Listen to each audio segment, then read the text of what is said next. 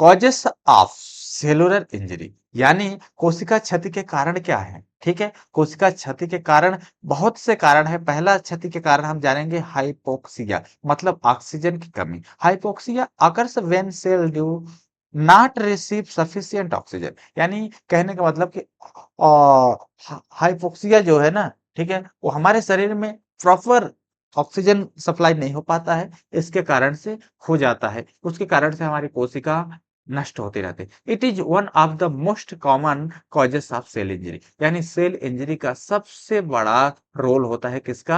Hypoxia का। ठीक है, इसके बहुत से कारण हो सकते हैं। ठीक है, एनीमिया हो सकता है, इस्कीमिया हो सकती है और रिस्पायरेटरी डिसीज भी हो सकती है।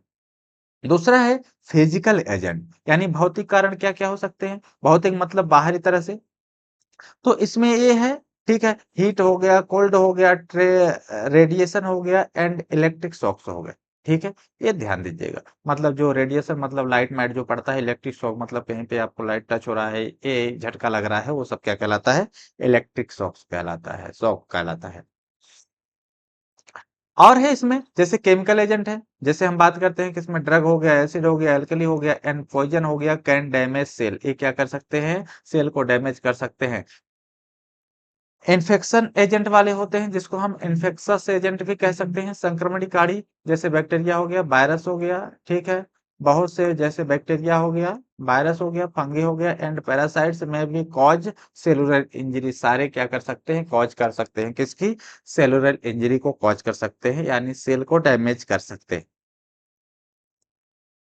न्यूट्रिशनल इनबैलेंस यानी पोषक असंतुलन। ठीक है, इससे भी बहुत प्रभाव पड़ता है हमारे सेल इंजरी पे, सेल डेथ पे। तो ये दो टाइप से होते हैं। पहला तो होता है जेनेटिक डिफेक्ट और दूसरा होता है इम्यून रिएक्शन। ठीक है, जेनेटिक डिफेक्ट्स की बात करते हैं हम, तो एबनॉर्मल जीन में produce abnormal protein and disease यानी जीन में है, जीन के पहले आपके दादा परदादा नानी दादा यानी पापा में ये सब कुछ जेनेटिक प्रॉब्लम थी।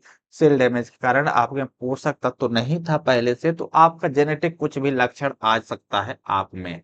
ठीक है, आपने पढ़ा होगा। इम्यून रिएक्शन आपके जो बॉडी है, आपकी प्रतिरक्षा प्रक्रिया जो है, ठीक है, वो कैसा बिहेव करती है, जो कि वो तो ऑटो इम्यून डिसीज होते हैं। ठीक है, उसमें क्या होते हैं? एलर्जी रिएक्शन में भी डैमेज सेल करते हैं। ठीक है, जैसे यदि हम बात करें न्यूट्रिएंट्स क्या होते हैं, जैसे प्रोटीन हो गया, फैट हो गया, ठीक है, और सेलुलोज हो गया और कार्बोहाइड्रेट हो गया, ये सारे क्या है? न्यूट्रिएंट्स है। इन्हें हमें बॉडी में प्रॉपर तरीके से लेना चाहिए, प्रॉपरली डेली यूज करना चाहिए। डेली यूज नहीं कर सकते हैं इन चीजों का, तो हफ्ते में तो 3 बार जरूर करना चाहिए। इससे हमारा न्यूट्रिशनल जो इम्बैलेंस है वो क्या होता है?